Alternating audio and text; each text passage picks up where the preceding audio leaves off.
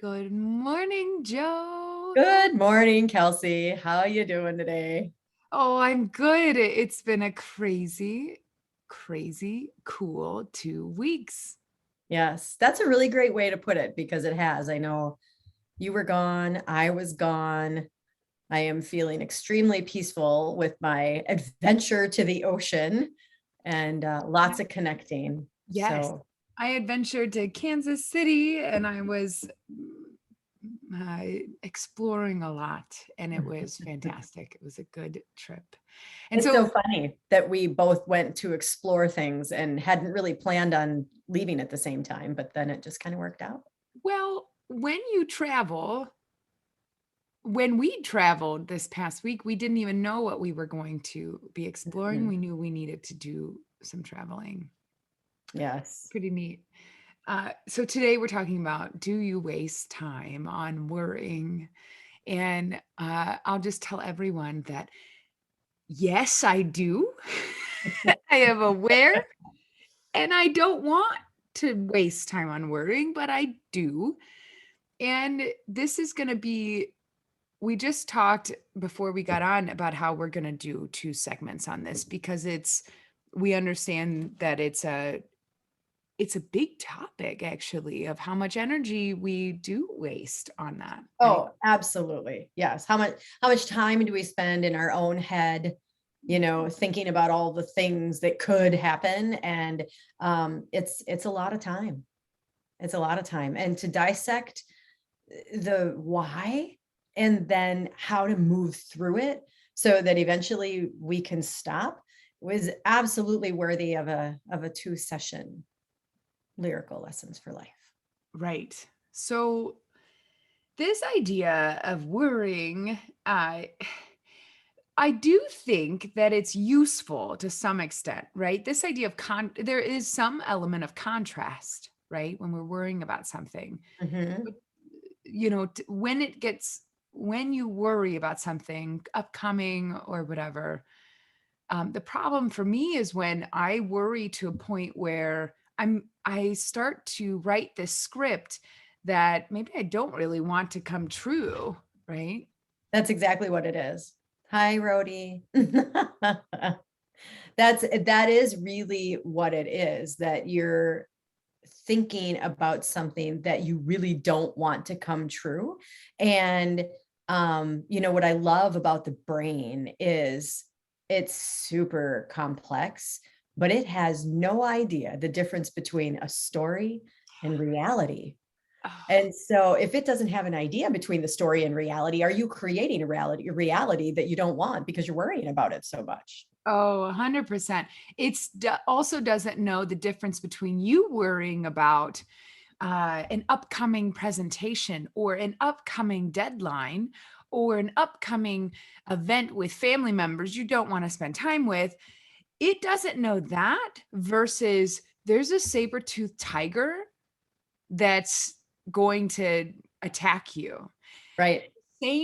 Your body is doesn't understand, your brain really doesn't. There is a stress response that's associated with survival where it could simply be just, I'm worried about this meeting, right?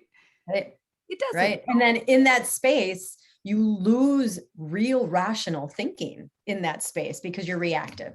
So, are you taking the right actions that produce the outcome that you really want? Or are you just trying to fill a hole in order to get it done because you're worried about the deadline?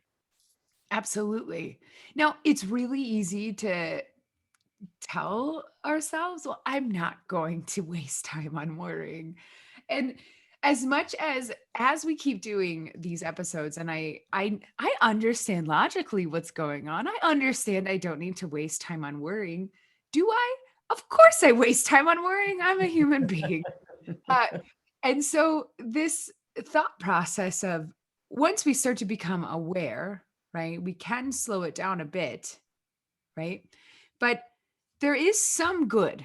There is some good, I'm convinced. And for me, maybe that's where I'm at right now with my journey. There is some good about worrying about something because it allows me to understand things I care about, or it allows me to open the box and ask, Why am I thinking that something bad is going to happen? Where is that coming from? So I implore all of us, and I'm challenging myself as we're talking. I'm actually going to be really challenging myself to look at every time that I worry about something to ask myself, why? Right. Right. Which is Right. what you brought up, is the idea of why, too. Right. Right. And well, and the other thing is, if you don't worry about it, there's this perceived idea that you don't care. Ooh, And that's not true.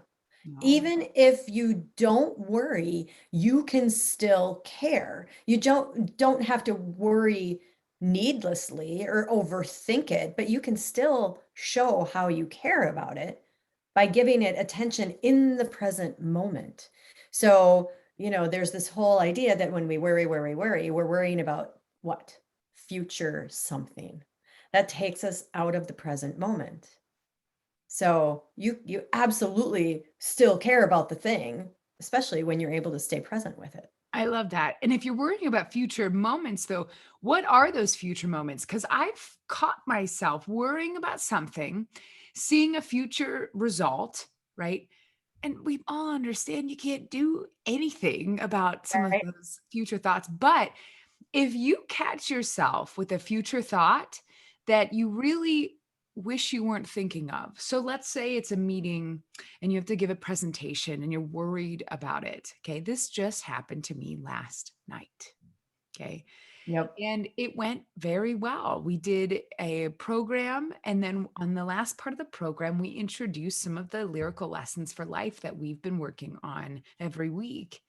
And I was so worried about it. And it it felt so great. I was in the flow of talking about my story and how I, found my truth through music.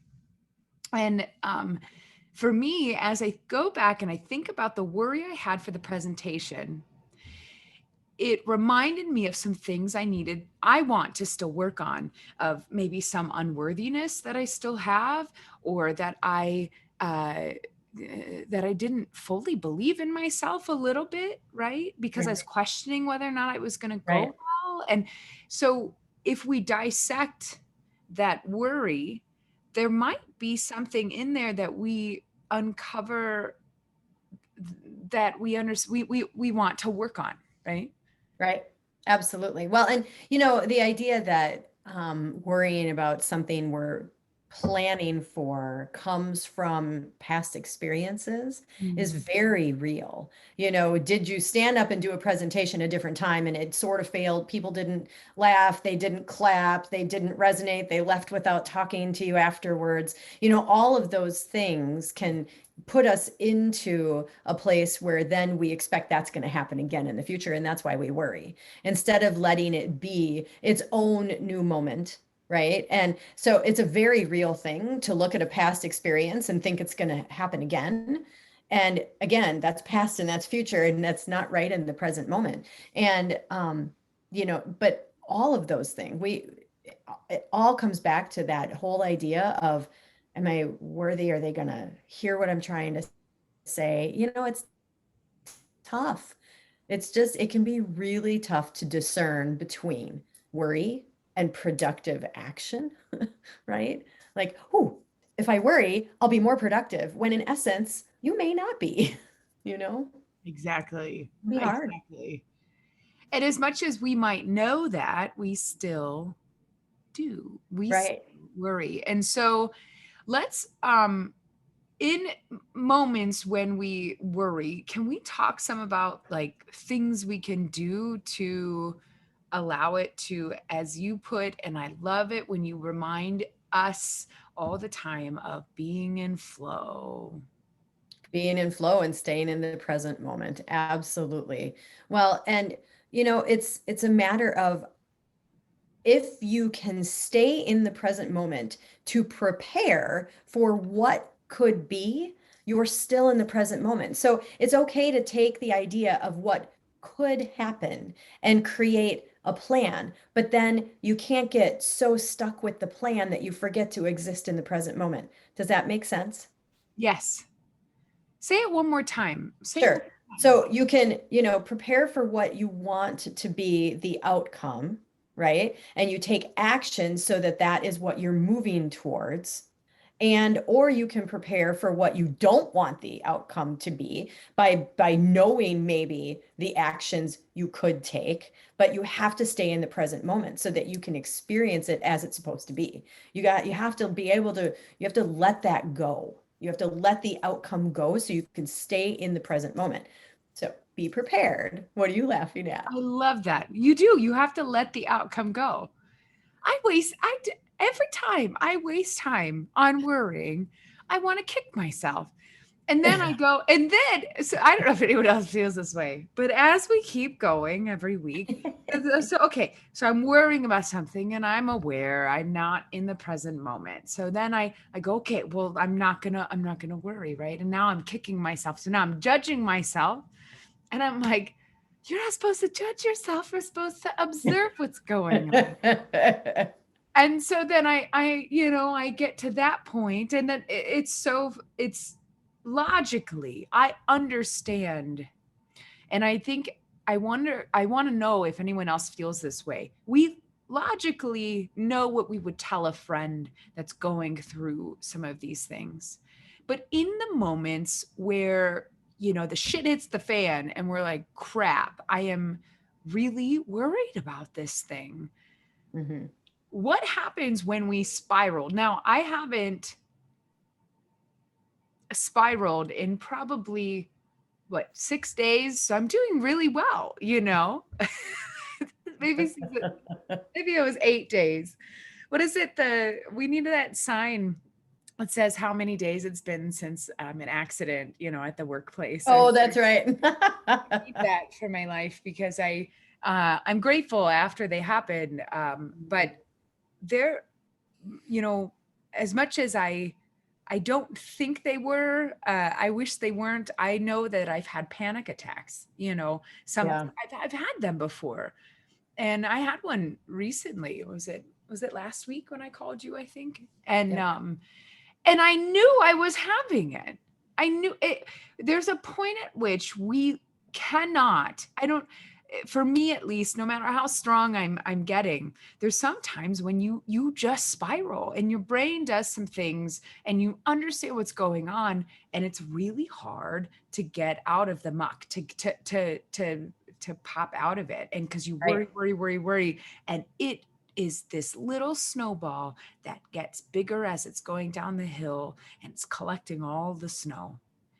And so I understand that I know I said should, Joe. It's okay. I wish I would have stopped it when the snowball started, because it's really hard to stop a boulder of snow coming down the hill, right? It's easier when it's small and you go, hey, we're not going to go down that route. But what happens? What happened? What do we do, when we get to the place where it is just too Yeah. big for us It, it's just yeah. out of control. When you are in a place where it's out of control, the first thing that you have to do is stop. You absolutely have to stop in the moment. And when you stop, you allow your brain to stop thinking because you're not in immediate danger unless you are. If you're in immediate danger, run, right? If there is a saber-toothed tiger chasing you, you need to run. But in the moments where it's in your head and you're stuck in your head and you're either ruminating about the past or worrying about the future or something is just, you're just spiraling, you need to find a way to just literally stop because you will turn off. What's happened is your sympathetic nervous system has taken over. It is what happens when our bodies are like, yep, I got to run. Let's go. Adrenaline rush, all the things. And it can lead to the compounding feeling of needing to run and needing to have that stress response. So if you stop, literally stop, your parasympathetic nervous system has a chance to say, okay, I'm going to take over now. And you need to stop the thoughts because reality is not in your head at that moment. There's no logical thinking going on in your head in those moments. And once you stop, That stop step is so important. Then you have the chance to just get yourself centered and start breathing, and literally breathing in and out through your nose. It is a beautiful way to reconnect with your body at the same time that you're giving your mind a break, You because remind your body and your mind aren't connected in those moments. you And so you're trying to reconnect them. you're reminding me of an article that I read. A friend of mine sent it to me, or a friend of mine told me about it. This idea of breathing, it there is like science backed behind this, because if your body Yes. thinks there's a saber-toothed tiger and you slow your breathing, because in moments when you're that worried and that stressed, uh unbeknownst to you, you're breathing quickly, and all these things. So your body will respond only not to logical thought. Your body will not respond to logical thought. Your mind will not. It will only respond to a physical change, Yep. and your heart rate is going higher too. So you talking about breathing, it is literally the only way to communicate to your brain at the time, because your fight or flight response has taken off. And the only way to now introduce any logical thought is to slow it down. Right. You have to then breathe. That's the only way to communicate to it. There's no Yep. amount of logical thought that could communicate when it thinks there's a saber-toothed tiger. So you have That's to right. stop and breathe. You I have love to. that you brought that up. Yeah. Yeah, it's really important. Breath is really important to our bodies. I mean, we get reconnected to ourselves all the time through our breath. Think about yoga, think about meditation. That's what you're breathing in those moments, to slow everything down and just reconnect with yourself and recenter to a grounded place. And the idea that, and I've had this experience, we can plan and plan and plan, and if this happens, I'll do this. Oh, Well, unfortunately, or fortunately, now when you can look back at it and go, all right, if I make all these plans, it's not what I'm going to do anyway. But most of the time, I don't have a statistical number, but I would venture to guess it's 85 or 90% of the time, we don't execute the plan that we'd originally made, because the moment has different elements to it than we could even think of. So there's no way that we can execute the plan because the thing is different. And I have a really interesting example of that from my own life, that, I didn't execute it all like I thought I would. Not at all. So it's one of the reasons that, I just, I I love really have learned not to try and get stuck in my head. I love that. I don't do it as much as I used to, but this idea of I'm worrying about this really tough conversation. And when I get there, I'm going to say this. And if you do this next step, you and I are so alike. And I've stopped doing this. Actually, I don't do it anymore, but it's really cool. I used to do it all the time. I'm going to say this, and they're going to say this. Right? And what are you Or doing? yeah, or they're gonna say this or this or this. Now, if or when they say one of these three things, I am going to respond this. Do you know how much mental gymnastics if I worked out as much as my brain does sometimes, like, be an amazing feat. Mental gymnastics, I love that. Oh my gosh, Angela's gonna love that when she hears that. I will tell you that that gets steeped in making assumptions, that we know people, we know where they're at, we know what they're thinking, we know where they're coming from. And frankly, you could know all of those things, but you have no idea what the question that you ask is going to stir in them, is going to trigger in them, what it's going to do in that moment. So to plan for the conversation, plan the first question that you want to ask, and then have enough faith and trust in yourself, and confidence in what you want to move through with this person, that it will just flow from there. Right? That's staying in the present moment. You can have the one question, hey, I'm curious why, or I'm curious about, and then let it flow. And I believe that, we've both had those experiences in the most recent past. Oh, very recent. And am so grateful that it didn't even cross my mind to keep wanting to know what else I was going to ask. I had one question, right? And it was asking for help. I was confused in a recent relationship, and I entered it without any outcome, and just wanting clarity. I was Right. curious, right? Right. And that one question then opened it up.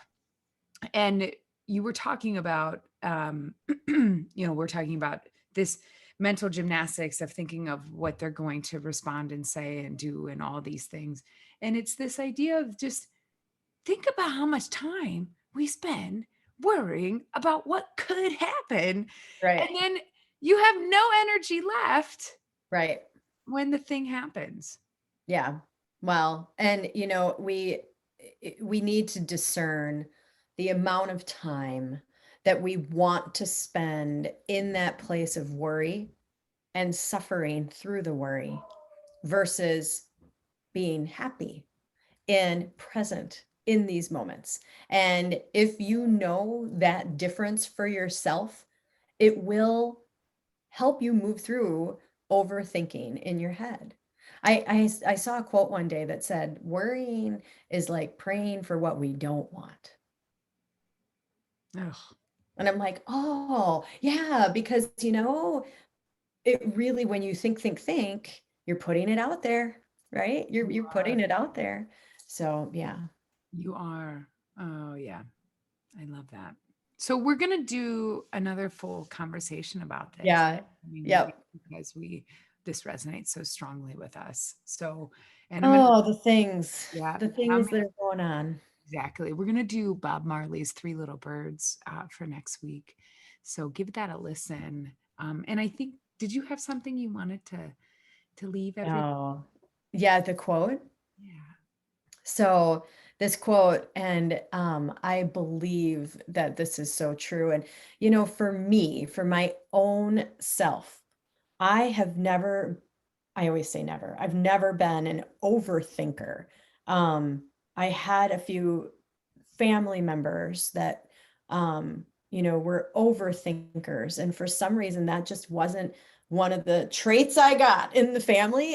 And as I've gotten older and gone through the idea of healing and reconnecting with myself and what that actually looks like and doing the work, I've started to feel sometimes like, and I'm an overthinker.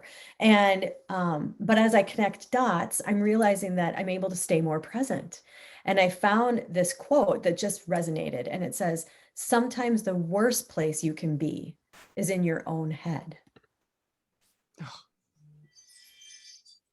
How do you like that for validation? Ugh. Yeah.